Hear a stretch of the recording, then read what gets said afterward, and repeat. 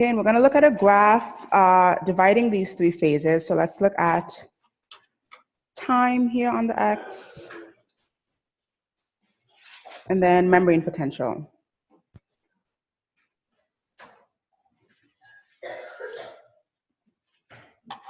Okay, now let's make a note of our three important cutoff points, or our three important membrane potentials, right? The first one is going to be -70. We know that to be rest. Then there is -55. We know that to be threshold. Right, so resting membrane potential here and threshold here.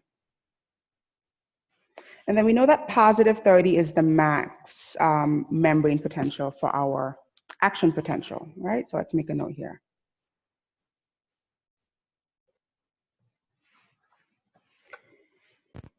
Okay, and so we know that in terms of conducting the action potential, we have three phases. We start off at rest, right? We rapidly depolarize the membrane up to max, +30. And then we rapidly repolarize the membrane. We slightly overshoot the membrane, and then we get back to rest, okay? And so let's speak about the different phases here and what's taking place.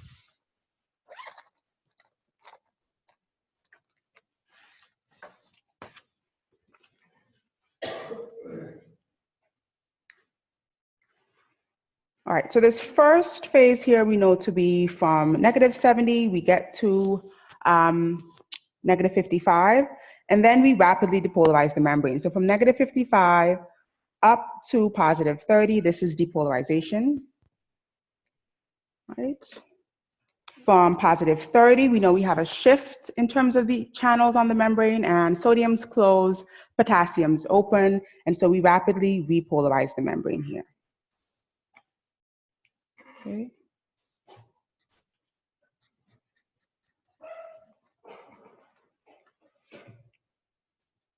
And then lastly, pretty straightforward, we go from about -85 or so, and we get right back to rest when the sodium-potassium pumps kick in, and when all the potassium channels close, all the inactivation gates on the sodium channels open again, and that's because the membrane gets back to rest. So then this final phase here would be called hyperpolarization.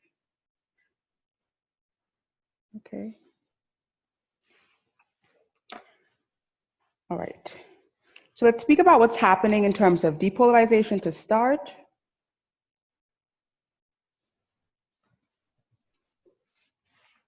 We know that there's an increased permeability for which of our ions during depolarization?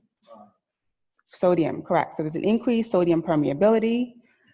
And to sort of explain that further, that's because the channel is closed but capable of opening. All right, and that's because the activation gate is open.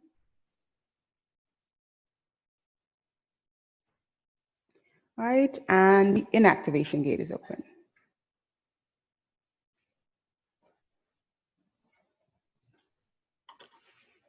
We know that there's a decreased permeability to potassium, and that's because our voltage-gated potassium channels are not open at this time.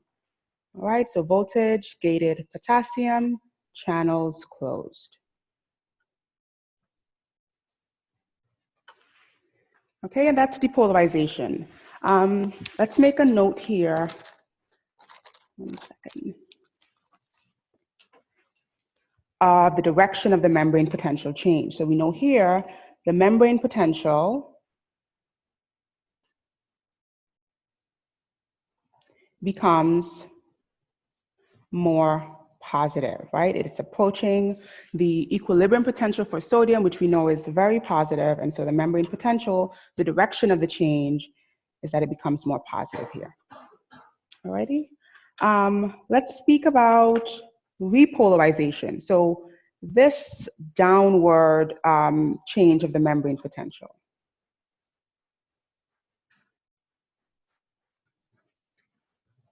Okay, and here we know we have a flip-flop, right? We decrease our permeability for sodium. And why is that? During repolarization, what do our two gates look like? Inactivation and activation.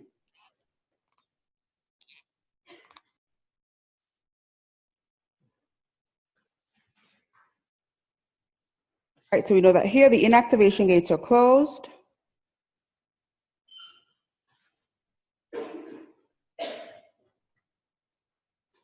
And the activation gates are open. All right, during that repolarization phase, we said that because the inactivation gates are closed here, we cannot physically generate another action potential. Very important to understand here. We'll talk about the relative and absolute refractory periods, but bear in mind that repolarization, when those inactivation gates close, now this channel is closed and incapable of opening. Very important note to make here. Let's look at potassium's permeability. We know that that increases. All right, because we now have voltage-gated potassium channels open.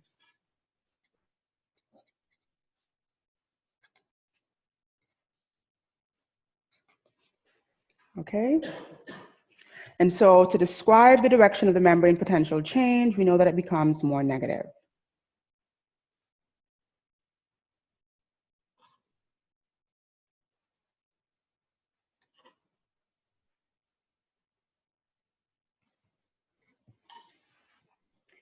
Alrighty, and lastly, there's hyperpolarization. Let's actually label these out here. So hyperpolarization.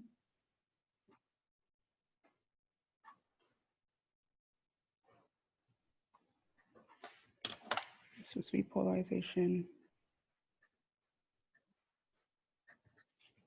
This was depolarization. We know that hyperpolarization is where the membrane overshoots, and it overshoots because those potassium channels are still trying to close.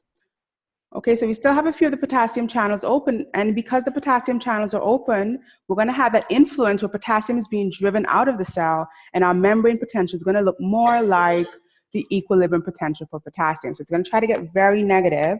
It's going to go down to about -85, and then as those channels close, we have the sodium-potassium pumps kicking in and restoring the resting membrane potential. So hyperpolarization here. Okay. Increased permeability for potassium.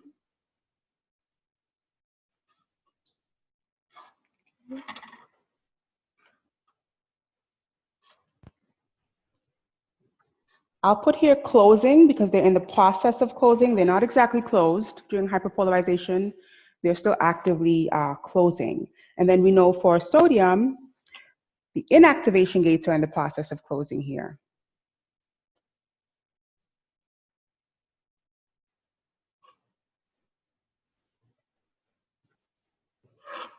And we know that the activation gates are still open here. All right, so when this membrane potential is becoming so negative because of the influence of those potassium channels, as we close the potassium channels along with the sodium potassium pump, that's really the force that gets this back to the resting membrane potential.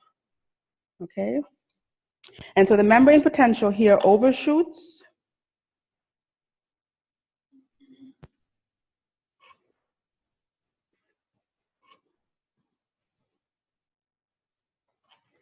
Right, and then returns to rest.